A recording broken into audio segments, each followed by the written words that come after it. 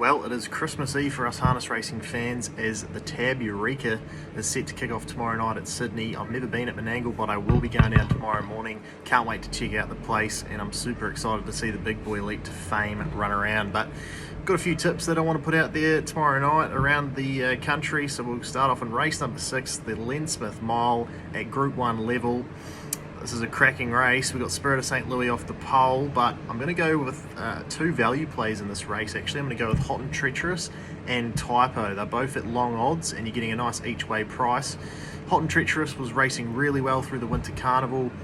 He's had a nice trial to prepare for this outing, and I reckon he will suit these big strong miles at Menangle, and I reckon he can run time. So you're shopping a nice price for him. And then Typo, he probably should be in this race. Don't know how he didn't get in. He's the first emergency. If there is a scratching, I expect his price to come in price. He's also a very, very strong horse, but he can sit and sprint, and his most recent trial was a 26 flat last quarter, and he was doing it really comfortably. So hopefully there's a bit of justice there and he can get into the race and prove everyone how good he is. We then move to the Tab Eureka, race number 7, 2,400 metres for $2 million. Can't quite believe it. It's going to be awesome.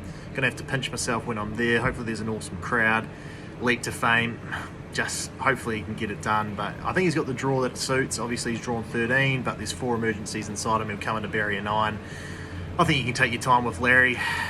He knows where the winning post is, and he's a great horse, and I just can't wait for everyone to start cheering his name. We then move to race number 8, the Bottle Mart Stockade Group 2 level. Sure Thing Captain I'm going to go for here. The team Roboki are doing a great job. Obviously they've got Speak the Truth in the Eureka, so good luck to them. $5 price. I think it might be behind Jack Trainer and Naturally Gifted, who's got a beautiful barrier 1 draw. I think they'll be positive with that horse, and if Sure Thing Captain can either come out for a sniff early and maybe cross that horse or be behind it, I think it's going to be in a handy position. So hopefully Sure Thing Captain can get the job done. And then also one at decent odds, Danger Zone in that race. He's been going awesome. He's been a bit unlucky. He's got really well back in his races as of late at Menangle, so if he was a wee bit closer or a few carts closer when they turn for home, he'd be right there in the finish, and he's a nice each-way price. I think Jack Callaghan to do the driving tomorrow night as well. The other runner that I'm keen to look at is at Melton, race number 5, Kango. He's a big New Zealand free-for-all horse, and he's coming over to make his Australian debut. He's trained by Arna Donnelly, Chris Alford to do the driving. Unfortunately drawn in barrier number 12. Not ideal for a debut, but I feel like that field's not too full of talent, so I feel like he's the best horse in that race. And obviously he's 225 out to $3, so there's not a lot of market confidence around early.